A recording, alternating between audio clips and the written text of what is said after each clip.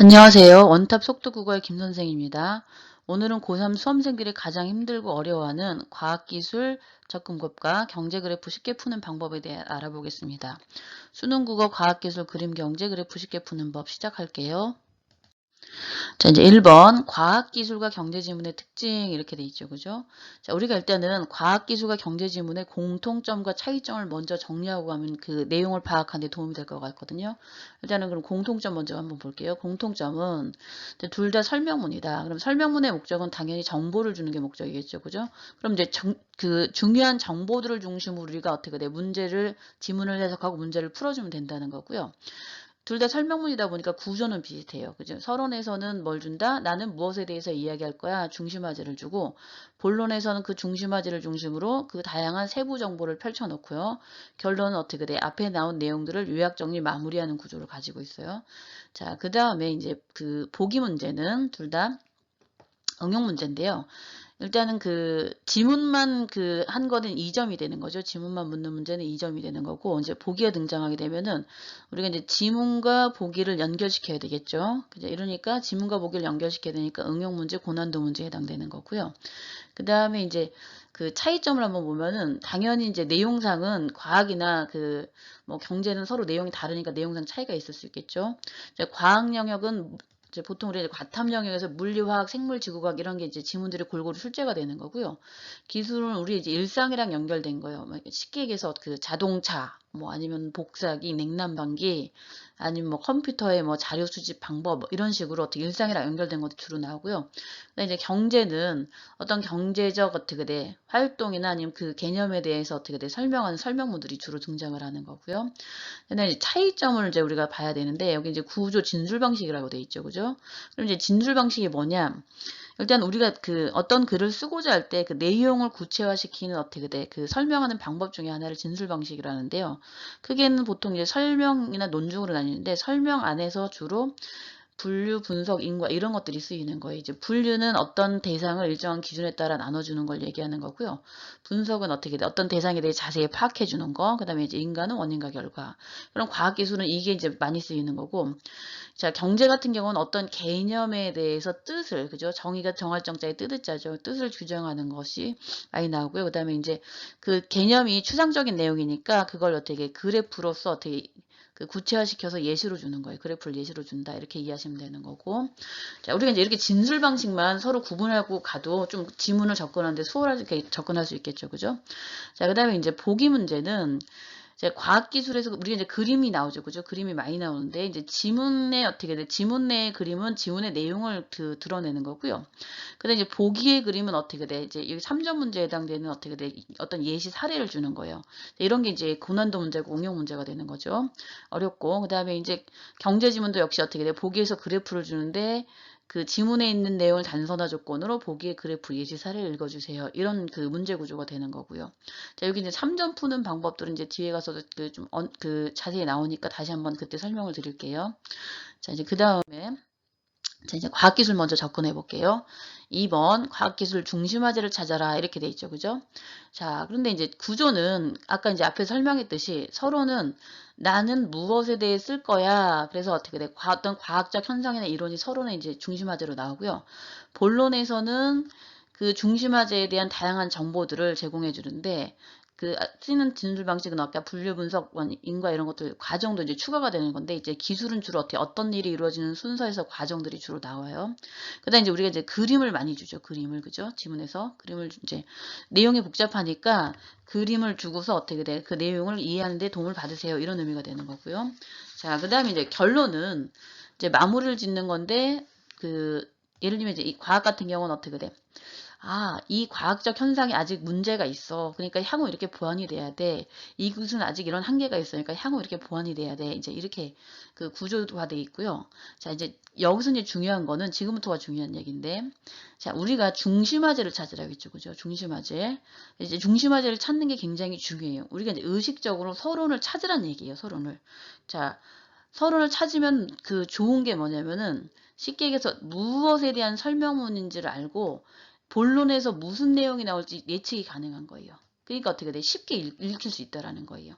자, 우리가 보통 그 과학기술이 힘든 이유 중에 하나가 서론본론 구분하지 않고 뭘 중심으로 읽을지 몰라서 힘든 건데, 자, 예를 들면 서론을 찾았어. 그럼 예를 들면 서론에서 나는 지구의 어떻게 돼? 자전과 공전에 대해서 얘기할 거야. 그럼 어떻게 본론에서 자전과 공전에 대한 얘기가 나올 수밖에 없고, 그 다음에 어떻게 나는 서론에서 에어컨 가동 원리에 대해서 얘기할 거라면 어떻게 돼? 본론에서 에어컨 가동 원리가 나올 수밖에 없다라는 거죠. 그러니까 결국 우리가 중심화제를 찾으면은 이게 무엇에 관한 설명문이니까 내가 무엇을 중심으로 읽어야 된다. 무엇을 중심으로 읽어야 된다. 그 다음에 어떻게 본론의 내용도 어떻게 돼? 예측을 하고 가면은 그냥 막연하게 읽는 것보다 훨씬 더 어떻게 돼? 구체적이고 내용 접근이 어떻게 돼? 수월해진다는 거겠죠. 자, 이거 알고 가시면 되고, 자, 그 다음에 3번 이제 그림을 먼저 읽어라 이렇게 돼 있죠. 그죠? 자, 이것도 중요한 팁 중에 하나죠. 자, 이제 우리가 좀 생각해야 될 거는 조금 이제 그림의 출제 패턴을 이해해야 되는데, 자, 지문 내에 그림이 있는 경우가 있고요. 그죠? 지문 내에 그림이 있는 경우가 있고, 그 다음에 문제에서 보기에서 어떻게 돼? 그림을 주는 경우가 있는데, 자, 지문 내의 그림은 지문에 대한 어떻게 돼? 내용을 설명해 놓은 거예요. 지문에 대한 내용 그림으로 표현한 거죠. 그 다음에 이제 보기 같은 경우는 어떻게 돼? 예시로서 어떤 응용 문제인데 이런 경우는 조금 어렵죠. 그죠? 이제 지문에 있는 내용을 보기의 사례에 적용할 줄 알아 몰라 이 얘기가 되는 건데 이제 이런 게 3점으로 출제가 되는 건데 자, 우리가 일단은 선생님이 얘기하는 건 여기서 강조하는 건 1번에 해당되는 거예요. 지문 내에 그림이 있을 때는 그림을 여기 이제 이거거든요. 요거를 분석하고 가라는 거예요. 분석하고. 자, 일단은 분석하면 좋은 점은 당연히 그림은 지문에 대한 정보를 내포하고 있으니까 지문에 대한 정보를 얻을 수가 있겠죠. 그 다음에 미리 정보를 얻으니까 어떻게 내용 파악이 굉장히 수월해진다는 거거든요. 자, 그러면은 여기 한번 그림을 볼까요? 이게 보면은 기역, 니은, 디귿, 리을 순서대로 있잖아요. 이제 태양이 지구에 빛이 반사가 되고 니은에서 어떻게 돼? 들어와서 니은에서 어떻게 반사가 되는 거고 그 다음에 어떻게 돼? 디귿, 리을, 미음 그 과정에서 뭐가? 지구에 있는 열 같은 게 우주 바깥으로 빠지는 과정에서 어떻게 온실기체가 형성되는구나. 그럼 우리가 여기서 그림을 통해 얻을 수 있는 정보는 뭐예요? 얻을 수 있는 정보는?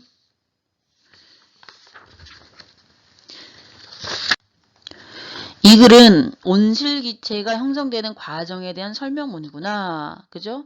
그럼 어떻게 진술 방식의 과정이 쓰였겠다. 이런 식으로 예측도 가능하다는 거죠. 자, 기술 지문은 보통 이제 과정이란 진술 방식이 많이 사용되는데 에어컨에서 바람이 나오는 과정, 자동차에서 엔진이 돌아가는 과정, 뭐 복사기가 돌아가는 과정 이렇게 일상에 접하는 것들이 많이 나오니까 좀 알고 가시면 좋을 것 같고요.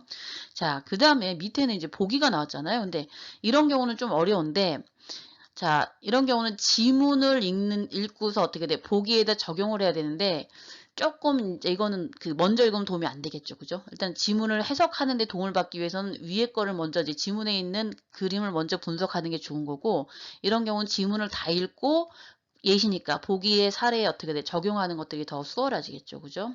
자, 그럼 여하튼 우리가 일단은 지문에 있는 그림을 분석했을 때는, 일단은 지문에 대한 정보를 얻으니까 지문 읽는 시간 자체도 줄어들고요. 그 다음에 이제 문제풀이 속도도 굉장히 빨라질 수 있다라는 거예요.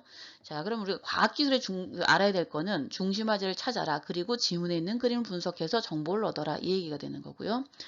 자, 이제 그 다음에 과학기술 뭘 찾기? 정답 찾기. 그럼 이제 정답을 찾는 방법도 알아야 되겠죠. 그죠? 자, 설명문은 당연히 이제 중심화제도 중요한데 본론의 중심화제에 대한 정보를 많이 펼쳐놓는단 말이에요. 그럼 어디를 잘 읽어야 된다? 본론을 잘 읽어야 된다. 그럼 그 중에서도 본론 중에서도 여러 가지 정보가 있단 말이야. 그런데 당연히 어떻게 돼? 중심화제랑 연결된 정보가 답이 되겠죠. 그죠? 중심화제. 그 이제 실제 그 주제 이런 거랑 연결되는 것들이니까 적절한 거순의 경우는 보통 어떻게 돼? 이 중심화제랑 연결된 게 답인 가능성이 많고요. 그죠?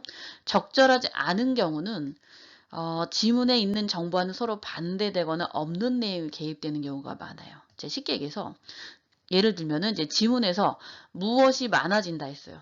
그 지문에서는 아니면 무엇이 커진다 했는데 반대된 얘기가 어떻게 돼? 무엇이 줄어든다. 무엇이 작아진다. 이런 식으로 바꿔놓는 거예요. 반대로. 그 다음에 이제 과정이 중요한 지문 같은 경우는 순서가 중요하겠죠. 그죠? 과정이니까 A, B, C, D 이런 식으로 되는데 지문에서는 선지에서는 어떻게 순서를 살짝 바꿔놓는 거예요. 그것도 이제 완벽하게 바꾸면 금방 눈치채니까 살짝만 바꿔놓는 거죠. A, C, D, B 이런 식으로. 자, 그러면 일단은 과학기술 정답을 찾을 때는 가장 중요한 중심화제랑 연결된 정보를 찾으시고 그거를 어떻게 연결해갖고 그 문제를 푸는데 적용하시면 되는데, 자, 적절한 거순의 경우는 중심화제랑 연결된 게 답이고, 그렇지 않은 경우는 어떻게 돼? 지문에 있는 내용과 반대되거나 없는 내용이 답이다. 이렇게 알고 가시면 될 것 같고요. 자, 이제 그 다음에 이제 경제 그래프 쉽게 푸는 방법 이렇게 돼 있죠. 자, 경제는 대부분 이제 어떤 경제적 현상에 대한 설명문이 많거든요. 이제 보통 이제 뭐 우리가 알을 수요 공급의 법칙, 한계용의 법칙, 여러 가지 법칙들이 있어요. 그거 나오고, 그 다음에 이제 경제적 문제가 생겼을 때 정부는 어떤 정책을 취할 것인가, 아니면 또 뭐 환율 정책, 아니면 경기 부양책 이런 것들이 이제 주로 나오는데, 지금 이제 수업은 그래프에 한정해서 하는 거거든요. 지금 이제 일단 그래프가 가장 힘들다니까 이제 그래프에 한정해서 하는 것들인데. 대부분 어떻게 돼? 경제지문 어떤 경제적 현상을 정의를 해줘요. 아, 무엇은 무엇이다 이렇게 뜻을 규정해주고 이제 그래프가 어떻게 돼? 이 내용이 추상적이니까 그래프가 예시로 제시가 되는 거거든요. 그럼 이제 우리가 이렇게 생각해줘. 지문은 그래프를 읽어준 단순화 조건이 된다. 그다음 이제 보기는 어떻게 돼? 지문의 내용을 어떻게 돼? 적용해 하는 예시가 되니까 지문의 내용을 어떻게 돼? 그래프란 예시에 적용할 줄 아는가? 문제 의도가 그렇게 되는 거고요. 그럼 역시 과학이랑 똑같아요. 지문에서 중심화제가 가장 중요한 얘기가 그죠? 그래프의 정답으로 출제가 되는 거죠. 그죠? 근데 이걸 잘 적용할 줄 알면 되시고요. 자, 이제 구체적으로 이제 그래프 접근하는 방법 알려줄게요. 그래프의 기본 패턴을 익히고 가자 이렇게 돼 있죠. 그죠? 자, 이제 그래프를 우리가 맨날 외우려고 하니까 헷갈리죠. 뭐가 수요인지 뭐가 공급인지 늘 헷갈린단 말이에요. 그러니까 그걸 외우지 마시고 그냥 하나의 예시만 딱 적여내. 내 주머니에 돈이 3만 원 있어. 그죠? 그럴 때 이제 물건을 살 때와 그죠? 물건을 살 때 수요자 입장이랑 물건을 팔 때 공급자 입장을 어떻게 돼? 하나의 예시로 생각하시는 거예요. 자, 엄마가 3만 원을 주면서 햄버거를 사오라고 했어요. 햄버거를. 그런데 이제 햄버거가 한 개당 어떻게 돼? 5천 원이야. 5천 원이야. 그러면 어떻게 3만 원이니까 6개를 살 수가 있죠. 그죠? 그런데 갑자기 저녁 때 반짝 세일을 해갖고 3천 원이 됐어요. 그럼 내가 이제 햄버거를 사러 갔으니까 그러면 10개를 살 수가 있네요. 그럼 우리 이제 쉽게 생각해갖고 가격이 떨어지니까 지금 어떻게 돼? 살 수 있는 양이 늘어나는 거죠. 그러니까 이게 여기에 해당되는 거거든요. 그래프 첫 번째. 자, 보면 어떻게 돼? 가격이 내려가니까 뭐가? 양이 증가하는 거죠. 그죠? 그럼 이게 수요가 되는 거예요. 아, 우리가 3만 원인데 가격이 어떻게 돼? 뭐 예를 들면 5천 원짜리를 어떻게 돼? 6개밖에 못 사는데 뭐 가격이 3천 원 떨어지면 10개씩 살 수 있다니까 수량이 증가가 되는 거고. 그다음에 이제 반대로 여러분이 햄버거 가게를 한다고 생각해 보세요. 햄버거 가게를. 그럼 어제 5천 원에 팔던 거 오늘 3천 원에 팔고 싶어요? 그러고 싶지 않죠. 5천 원에 파는 거 이왕이면 6천 원, 7천 원 이렇게 올려서 받고 싶잖아요. 그럼 가격이 올라가면은 공급자 입장에선 수량이 증가하는 거예요. 이게 바로 두 번째 그 공급량에 대한 얘기거든요. 공급자 입장에서. 그러니까 우리가 항상 이거를 맨날 외우려고 하지 말고 아, 가격이 줄어들면 어떻게 돼? 수량이 증가하는 게 수요고 가격이 늘어나면 어떻게 돼? 내가 이제 파는 사람 입장에서 어떻게 가격이 늘어나면 어떻게 돼? 양이 증가하는 게 공급이구나. 자, 이제 문제는 이렇게 단순하게 주지 않아요. 시험에서는. 자, 여기 이제 그래프 세 번째를 한번 보세요. 세 번째. 여기 보면 이제 X축이 공급량이고요. Y축이 어떻게 돼? 가격이 되는 거죠. 그죠? 공급량 이렇게 됐고. 자, 그런데 이제 여기 보면은 A가 워낙은 어떻게 돼? 문제에 있는 거예요. 그 다음에 P1, P0, P2도 어떻게 돼? 문제에 있는 거고 이 숫자 있잖아요. 10개, 20개, 30개는 선생님이 든 거예요. 1,000원, 2,000원, 3,000원도. 자, 왜 그러냐? 일단은 이렇게 밑에다 숫자를 넣어주면은 쉽게 풀 수가 있어요. 내용이 추상적이잖아. 그러니까 이걸 어떻게 돼? 숫자를 넣으면은 내 임의대로 숫자를 넣으면 어떻게 돼? 구체화되니까 문제 푸는 게 쉽다는 거죠. 자, 시험에서는 절대로 숫자를 안 줘요. 왜? 숫자를 주면 어떻게 금방 쉽게 풀 수 있으니까 숫자를 안 준단 말이에요. 그러니까 여러분이 임의대로 어떻게 돼? 내 편한 대로 어떻게 돼? 숫자를 넣어서 풀면 훨씬 수월해진다. 이렇게 되시고. 자, 그럼 이제 기본적으로 이렇게. 아, 요게 수요 곡선이고 이게 공급 곡선이다. 그죠? 그러면 어떻게 돼? 여기 수요가 예를 들면 이런 거잖아요. 자, 3,000원일 때는 수량 10개, 그죠? 2,000원일 때는 20개, 1,000원일 때는 30개 늘어났네. 그죠? 이런 식으로 그 보기가 수월해지는 거고 반대로 어떻게 돼? 1,000원일 때는 10개 팔다가 2,000원일 때는 어떻게 돼? 20개 팔다가 3,000원 되니까 어떻게 30개 파네? 이런 식으로 어떻게 돼? 판매량이 늘어나는 게 공급이 된다는 거죠. 자, 그럼 이렇게 이해를 하시면 되는데 첫 번째는 자기만의 예를 가지고 가라. 두 번째는 어떻게 돼? 숫자를 넣어서 단순화시켜라. 이렇게 이해하시면 되는 거고요. 자, 이제 그 다음에 이제 경제 그래프 실제 이제 푸는 방법 볼게요. 자, 1단계 지문 분석이 당연히 이제 어떤 경제적 개념에 관한 설명문인가를 파악하는 게 핵심이 되는 거고요. 근데 2단계가 어떻게 돼? 보기 그래프를 분석을 하는데 아까 얘기한 대로 숫자를 넣어서 단순화시키고요. 수량과 가격 변동 추이를 보는 거예요. 지문에서 얘기한 거랑 그래프에서 얘기한 게 분명히 어떻게 돼? 조건들이 달라진다는 거예요. 그러면 지문에서 얘기했을 때는 어땠는데 그 그래프에서는 어떻게 바뀌었구나 이거 파악하시면 되고 당연히 우리가 지문과 다른 조건을 주니까 응용 문제가 되는 거겠죠. 그죠? 그렇게 이해하시면 되고 이제 3단계가 어떻게 돼? 지문과 그래프를 연결시키는데 자, 그 지문의 내용을 그래프에 연결시킨 것이 선지가 되는 거예요. 그죠? 그럼 이제 결국 그 지문의 내용을 어떻게 돼? 보기에 그래프에 적용해서 어떻게 돼? 선지를 해석해 주시면 되는 건데 당연히 이제 과학기술처럼 가장 중요한 적절한 것의 답은 가장 중요한 내용 그죠? 중심화제랑 연결된 게 어떻게 돼? 답이 되는 거고요. 적절하지 않은 경우는 어떻게 돼? 아까 과학기술처럼 역시 어떻게 돼? 뭐 공급량이 줄어든다. 지문에서 그렇게 얘기했는데 선지에서는 어떻게 공급량이 늘어난다. 이런 식으로 지문의 내용과 반대되는 내용이 개입되는 거고요.